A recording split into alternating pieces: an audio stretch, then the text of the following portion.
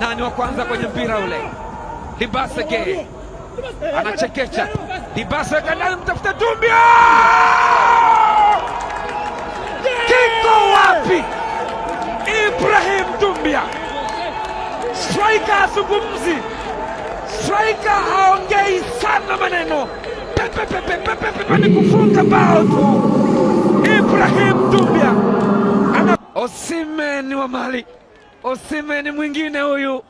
Tazama alivyopiga kichwa. Wow, Doumbia anasema wivu mtaokuwa ninyi, lakini yeye ni burudani tu.